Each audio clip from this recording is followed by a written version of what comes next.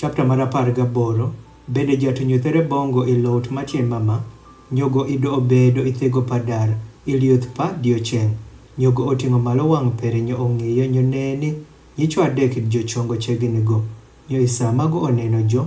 Go ong'wecho wuok ithego padar ni oromi jo. Nyo othurere iyo piu. Bende owacho jat paran kapama anwang'o pan iswat perin. We ikadho wuok jatich perin akwayo in. Yei otuom pi manok akwayo win. Nyo wiluoki tien mo win. Bende yomere win iyo piny yath. Bende alatuomo adech mugat nyo wibebi chony mo win sano witieko wilakadho rogino. Onyo ameno ama wibino bong jatich mo win. Nyo jo wacho time ameno paka iwacho.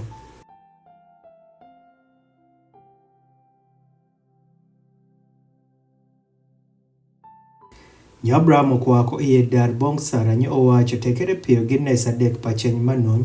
Guri bende time kwam kuom kendo. Bende Abraham ong'wecho bong ikwech. Nyo okelo nyadh mamol bende sano ber. Nyo omiyo nyadhno bong thuon nyogo oredo teko nyadhno. Bende go otero mo chak kod nyadh maidogo oteko. Nyo okito chemono iwang' jo.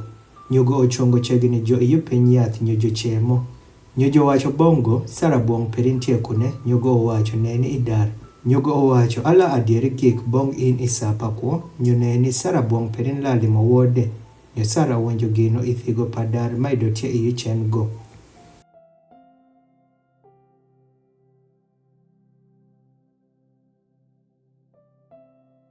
Pama Abraham kod Sara idi jotie bende san oro otieko goyo Joshua. Bende ido kit pamon ido tieko romo wuok Sara. Onyo ameno Sara onyero igo sano wacho. Sano atieko lokere dhako moti.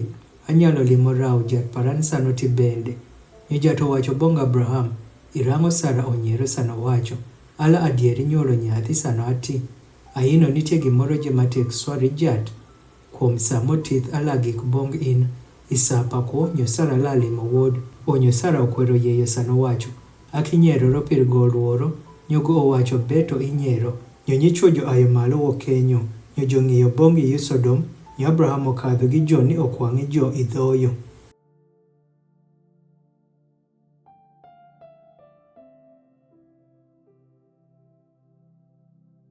Nyo jato wacho adieri wuon ala pondo ka Abraham gima kidho timo.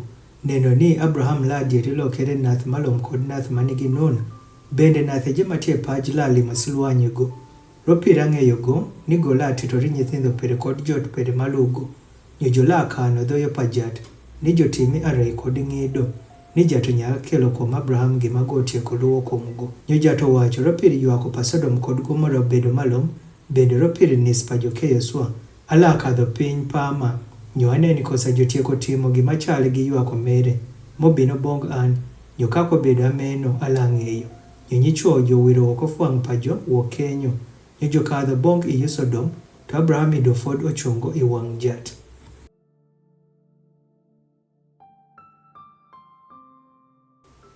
Nyo Abraham oywayere chegni nyo owacho. Ila bende nyeko ja uch kod jakak. Nyabe ni nitie jo uch 50 iye isit. Ila nyeko jo bende. Nyo iwe iboyo thuno. Rojo uch 50 matie iye. Gino bedi kama boruok in ni itimi gime sano ilu kitme. Neko ja uch kod jakak. Nyo ni ja ujo bedi sano chale paka jakak. Matie kama boruok in. Adieri jang'id papaji je kila timo gimotire. Nyo jato wacho ka anwang'o isodom ji 50 mobedo jo uj iye isit. Onyo ala boyo thuno je roti pa jo. Nyo Abraham oduoko bende owacho neni pama. Nyaka tero kwa man gime. Ni aluwi bong jat sano nyaka bedo rodino kod buru.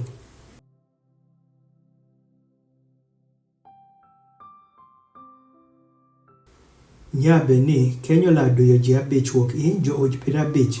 Ila nyeko siti je roji abich moduyo. Nyogo owacho ka anwang'o kenyo ji 45. Akila nyeko sit no. Nyogo oluwo bongo fod roman nyo owacho. Nyabe kenyo la bedo ji 40 monwang' kenyo. Nyogo owacho akila timo gino roti pa ji 40. Nyogo owacho bongo owe yeyo jato liminge kuoman. Nyo ala luwo nyabe ila anwang'o kenyo ji 30. Nyogo owacho akila timo gino ka anwang'o ji 30 kenyo. Nyogo owacho neni pama nyaka tero kuoman gime. Ni aluwi bong jat nyabe ni nitie ji 20 monwang' kenyo. Nyogo owacho akila nyeko sit no roti pa ji 20. Nyogo owacho, oweye jato liminge kuoman, yo ala luwo, fod to dichiel me. Nyabe ji 10 ma onwang' kenyo. Nyogo owacho akilanye ko sitno rotipa ji 10. Nyo jato kadho idhoyo pere, isano wuon, sano tieko wanjo gi Abraham. Yo Abraham ogik bong ithu pere.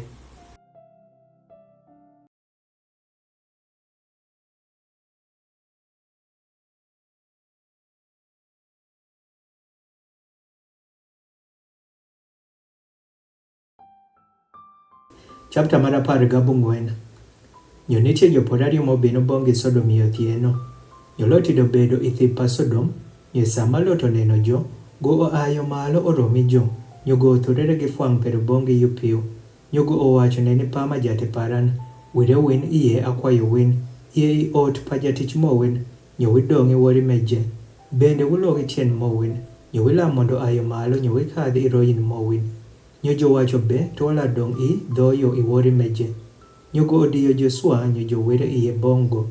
Bende jo donjo iye I ot pere. Nyo go otimore jodich.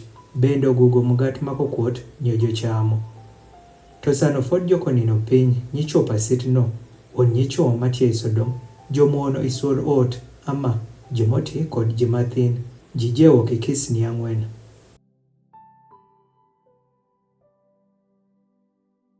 Nyo joluongo Lot bende jowacho bongo nyicho mobino iye bong ini wori mejo tiekune. Keli jo woko bongwa ni wanyal ng'eyo jo. Nyo Lot okadho woko ithigo bong jo. Bende ochego thigo ichen go. Nyogo owacho akwayo win jomin. We itimo kako moasere. Neni pama anigi nyari nariyo ma fod kong'eyo nyach. Yei an akwayo win akeli jo woko bong win. Nyo witimi bong jo gima wimito wang' mo win. Kende bong nyichome. We win timo gimoro je bong jo. Ropiro nyameno rogino amanyaka jobino iyo piny kwet pabat paran. Nyo jo wacho leng'iri wan. Bende jo wacho roman. Jame obino iyo bech gi wan. Nyo pama gomito lokere jang'id. Pama wakidho tego marach gi in. Loyo gi jino. Nyo jo diyo swa kuom nyach. Wuon Lot. Nyo jo chegi ni turo thigo.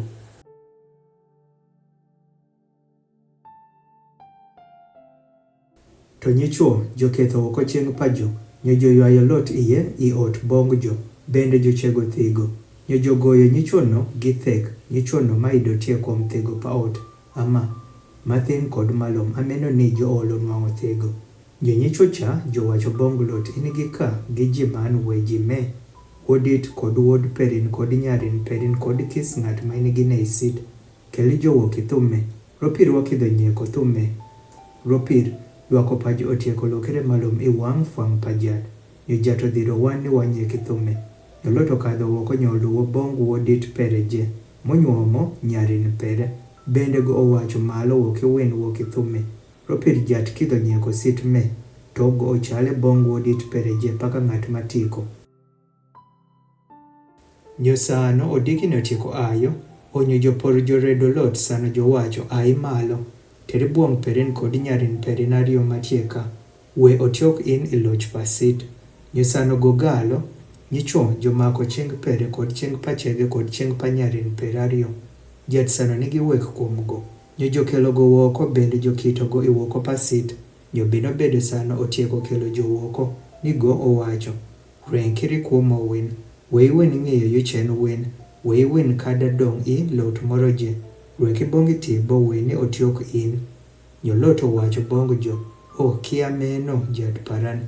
Neni pama jatich perin nyaka onwang'o nom iswat perin. Bende tieko kuoto wek perin. Ma itieko nyodho bong an sano ibotho kuo paran. Nyo ak nyal rwako bongi tibo. We resho moro. Oteri an ni atho. Neni pama sit matieche gin anyalo ng'wecho iye bonge. Bendo bedo sit mathin. O yei anarwengi koro. Adieri won ko bedo sit mathin. Nyozo paran lako. Nyogo owacho bongo. Neni ayeyo in ma kuom gime bende. Ni aklare dho sit me ma iluwo kome. Kwaki rwengi koro. Ropira kinyal timo gimoro je. Tundo sano itieko kadho koro. Onyo ameno luong nyingi pa sit no. Zowa. Cheng' ido tieko ayo kuom paj isama Lot donjo iye izowa. Onyo jato choro kuom Sodom kod kuom Gomora. Sulfana kod mach wok jat. Wok ipao. Jogo oredho sitno kod lout je, kod jobem je pa sitno kod kis gimoro modongo kuom piu. To chege ong'iyo iyu chen go, nyogo olokere pila pa chumbi. Nyo Abraham oayo malo piyo iyo dikini nyo kadho bongi kamago ochungo iwang' jad. Nyogo ong'iyo bongi yu Sodom kod Gomora, kod bongi iyu lowo je matie lot.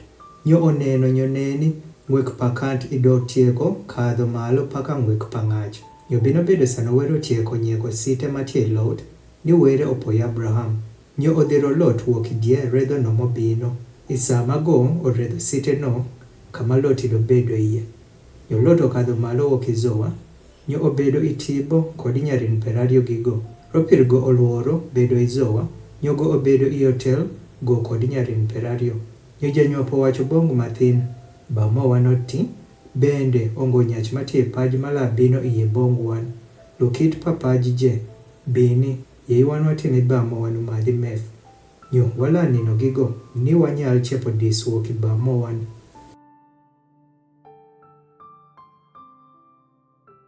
Nyo jotimo bapa jomadhi meth iwori no. Nyo janyuopo kadho iye bendo nino gi ba mere. Nyo go kodang'o isamago onino piny kuzakada isamago oayo. Nyo bino bedo kuom dikini no ni janyuopo wacho bong mathin neni. Nyoro anino iwori gi ba paran. Yeiwan watime go omadhi meth wori me bende. Nyo ikadhe iye nyo inini gigo ni wanyal chepo diswuok ba mowan. Nyo jotimo bapa jomadhi meth wori no bende. Nyo mathino ayo bende onino gigo. Nyo go kodang'o isamago onino piny kuzakada isamago oayo. Nyo ameno nyarin palot jojari jolemo nyathi wuok bapa jo.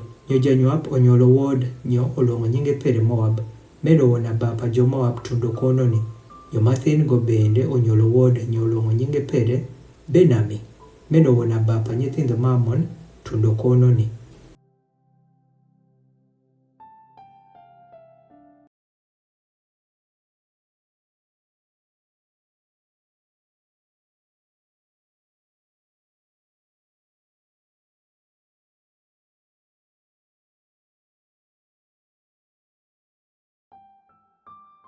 Chapter ma 20. Nyo Abraham odwako wuok koro bonge yu kant matie Isawut. Nyo obedo dier Kadesh kod Shur bendo becho Gerer. Nyo Abraham owacho kuom Sara chege. Go obedo nyamin Paran. Nyo Abimelek ruoth pa Gerer odhiro. Nyo otero Sara. To were obino bonga Abimelek gi leko iwori. Nyo owacho bongo neni. Ibedo nyach motieko tho. Rodhako ma itero. Ropir go obedo bong pa nyach. To Abimelek ido fod kobino chegini bongo. Nyogo owacho jati bende nyalo neko nath manigi ujo. Adieri won go kowacho bong an ni go obedo nyamin Paran.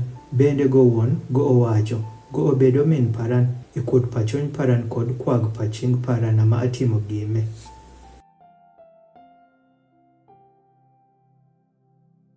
Nyowere owacho bongo ileko. Ei ang'eyo ni itimo gime ikut pachony perin. Ropira bende ang'at mochero in wuok niso iliw an. Onyo ameno akiyeyo in igeyigo. Pama onyo ameno. Duonyi bong nyach bong pere ropir go obedo jachwe. Nyogo la kwayo rin. Nyo ila dongiko. Nyo ka ikila duonyo go. Ng'eyi ni ilatho adieri in kod kis gik piny pere ni je. Onyo ameno Abimelek oayo piyo iyo dikini. Nyo oluongo jotich pere je. Bende go owacho gimeje iithe pa jo. Nyo nyichuo joloro swa. Onyo Abimelek oluongo Abraham. Bende owacho bongo. Ang'o ma itimo bong an. Bende gin ang'o ma atuso in gine. Ni ikelo kuom an kod kuom paro paranis malong'. Itimo bong an gima ido ikiripi timo.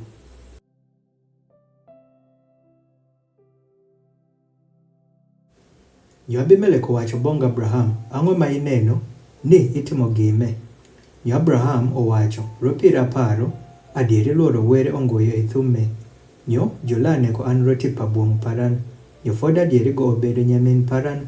Go obedo nyar pa ba Paran. To ko obedo nyar pa min Paran. Nyo go olokere buong Paran. Nyo bino bedo sano were otieko timo an ni alera wuok i ot pa ba Paran. Nyo ni awacho bongo me anyup perin ma ikidho nyotho bonga an. Ikis kama wala kadho. Wacho kuom an go obedo min Paran.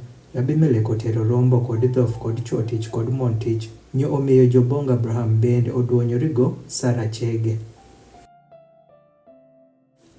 Nyo Abimelek owacho ne ni lowo parantie i wang' in, bedi i kama yudo in. Nyo bong Sara go owacho ne ni atieko miyo min perin didich ma Silvana 1,000. Ne ni go amobedo bong in, umo pa wang', bong jije mategi in, kod gi ji man je. Nyo ameno apaka go odhaw gigo. Ameno Abraham okwayo bong were. Nyo were oboth Abimelek kod chege kod nyich pere. Nyo jonyuolo nyithindo. Ropir jatido tieko chego niye pamoni je matie i ot pa Abimelek. Rosara bong pa Abraham.